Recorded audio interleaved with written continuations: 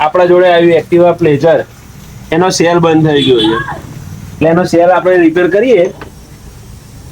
જો આ રીતના બ્રાસ આપણે નવા નખાય, શોલ્ડર કરવા પડે છે.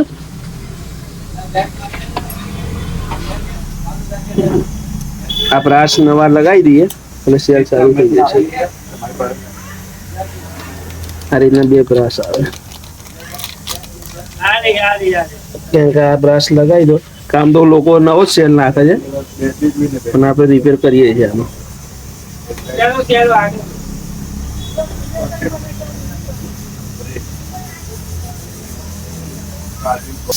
આ જો સેલ, આ બ્રાસ આપણે ફિટિંગ કરીએ છીએ આ રીતના. તમને દેખાશે. બોલ્ટો થોડા વ્યવસ્થિત ટાઈટ કરવાના કે પછી અર્થિંગ નહીં થાય તો પણ સેલ નહીં વાગે. બરોબર, આ રીતના આમ ફિટિંગ કરી દેવાનું. બંને સ્પ્રિંગો નવી નાખી દેવાની, ત્યારે જૂની જો તૂટી ગઈ છે તો આમ તો ઓરિજિનલ સ્પ્રિંગ જ રખાય, પણ આમાં 2 જણની જરૂર પડશે.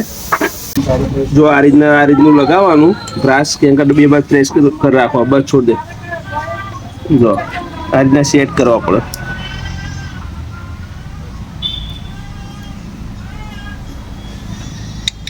આ લાગી ગયો બ્રાસ, બ્રાસ અંદર ફિટ થઈ ગયા છે, તો આપણે આર્મેચર લગાવી દઈએ.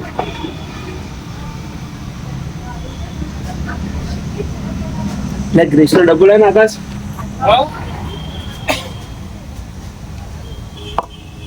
ગ્રીસિંગ કરીને જ લગાવવાનું, તો પાછો અવાજ કરશે સેલ.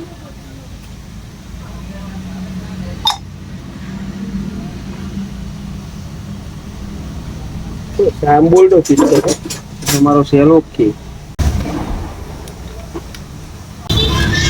આપણે ચાલુ કરીને બતાવીએ ને એમના સેલ.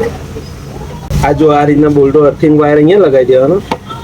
આ મેન વાયર છે સેલનો. આ રીતના વ્યવસ્થિત રીતે લગાવી દેવાનું.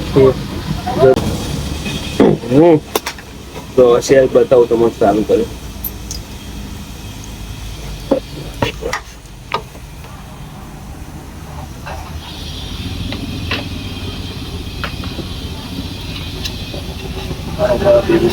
જો આ પર દેખાય છે,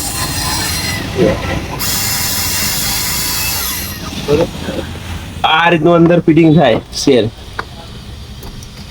આ જો ફિટ થઈ ગયો.